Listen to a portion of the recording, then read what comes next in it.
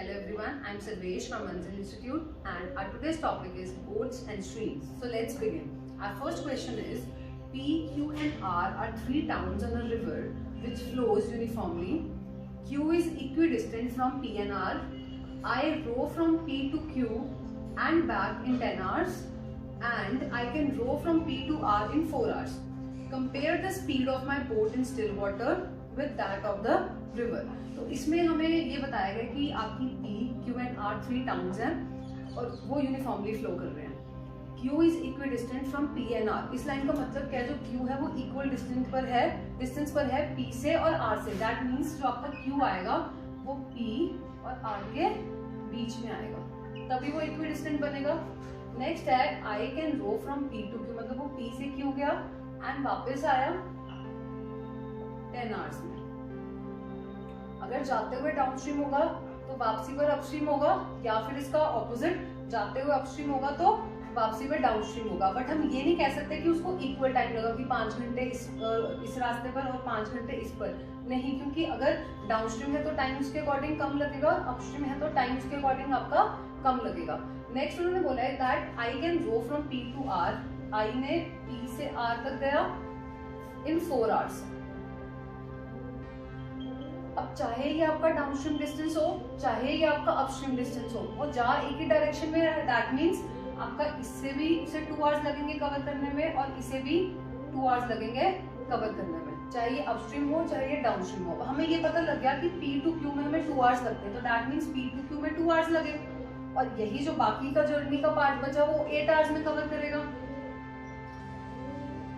अब हमें पता लग गया कि यहाँ 2 आवर्स लग रहे हैं और यहाँ 8 आवर्स लग रहे हैं, तो दैट मीन्स ये आपका डाउनस्ट्रीम हो गया क्योंकि टाइम कम लग रहा है, एंड ये आपका अपस्ट्रीम हो गया क्योंकि टाइम आपका ज्यादा लग रहा है. तो अब मुझे दोनों का पता चल गया कि टाइम क्या है. अब ये आपकी डाउनस्ट्रीम एंड ये आपकी अपस्ट्रीम. अगर आपका टाइम का हम रेशो लें, उसे टाइम लग रहा है 2 आवर्स एंड उसका अपस्ट्रीम में टाइम लग रहा है 8 आवर्स.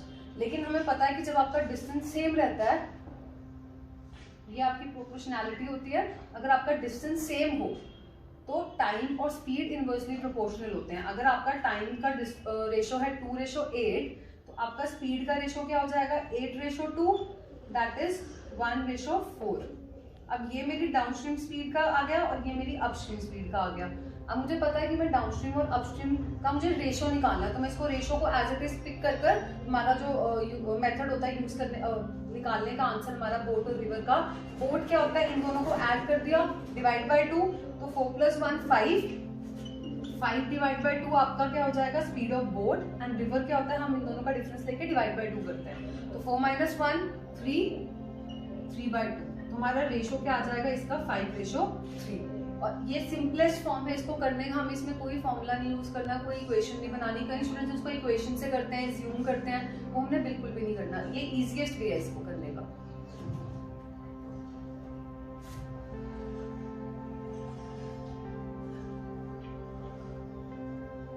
अब हमारा सेकंड क्वेश्चन करते हैं. अ boat goes 30 kilometre upstream and 44 kilometre downstream in 10 hours. In 13 hours, it can go 40 upstream and 55 kilometer downstream. Find the speed of the boat. अब इन्होंने आपसे सीधा सिर्फ बोट की बात करी है, तो हम इसको करेंगे कैसे.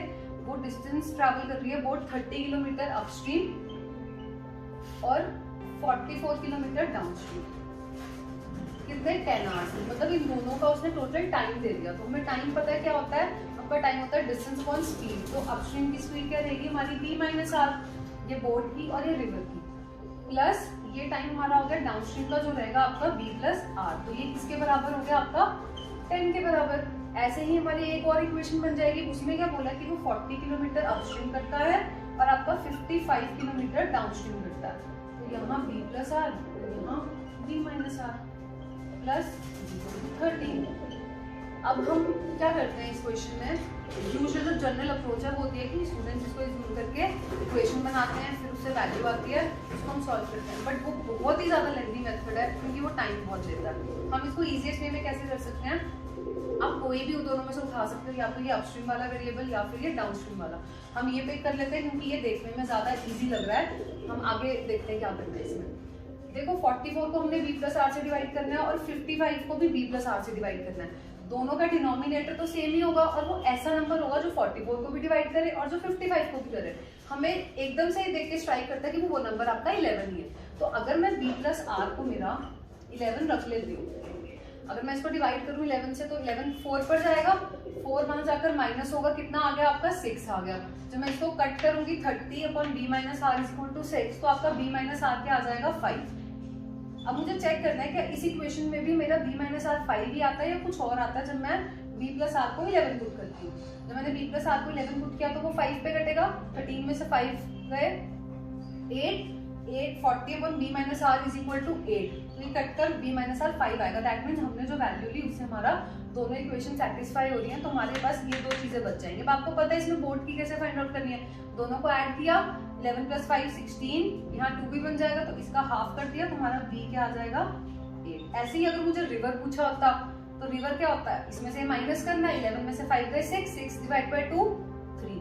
तो मेरी बोट और रिवर दोनों की स्पीड आ गई, चाहे वो इसमें आपसे रेशो पूछ लें, चाहे वो आपसे स्पीड ऑफ बोट पूछ लें, चाहे वो आपसे स्पीड ऑफ रिवर पूछ लें, कुछ भी पूछ लें, अगर आपके पास ये दो चीजें आ गई है तो आप इजिली इसको सॉल्व कर सकते हो। यही थे आज के लिए दो क्वेश्चंस। आई होप आपको ये अच्छे से समझ आ गए हो। ये आपकी बहुत बेसिक टाइप है जो कि एग्जाम में मोस्टली पूछी जाती है, तो बहुत इंपॉर्टेंट कह सकते हो कि आपके हर एग्जाम पॉइंट ऑफ व्यू के लिए इंपॉर्टेंट है। Thank you.